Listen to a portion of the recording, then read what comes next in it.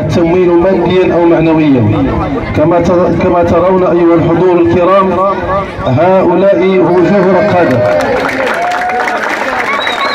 فنحن إن شاء الله سبحانه وتعالى عندنا بداية التغيير، وأنتم ترون الخير كل الخير في هؤلاء الشباب وهؤلاء النسوة جميعا وهؤلاء الشيوخ الكبار الذين يرتعون في حرارة الشمس في إنجاح هذا العرس الرياضي.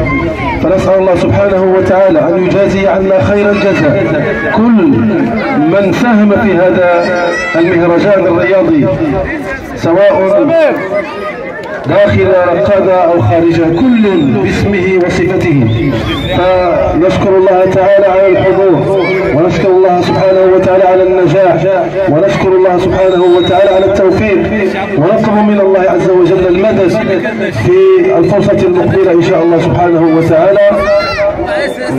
إذن الآن إخواني الكرام، قبل أن تتزاحمنا وقت صلاة الظهر، عندنا آخر فرصة للسباق في هذا الجو الرياضي الذي تعلوه حرارة مشرقة وعالية وتشجيع من طرف الكل من الصغير والكبير. عندنا فئة للكبار للعدو الريفي وهي الأخيرة، فإن شاء الله سبحانه وتعالى حتى لا نطيل نترككم في المنظم لتقديم لوائح وأسماء المتسابقين، ودورنا إن شاء الله سبحانه وتعالى في الختام.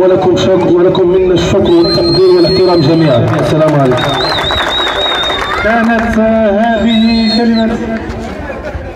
كانت هذه كلمة الرئيس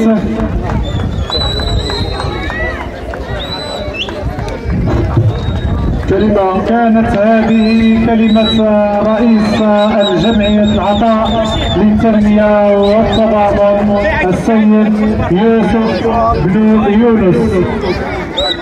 شكرا لأعضاء جمعية العطاء للتنمية والتضامن، شكرا على الساهرين على هذا العرس الرياضي الكبير، شكرا لكل ساكنة رقادة كبيرا وصغيرا.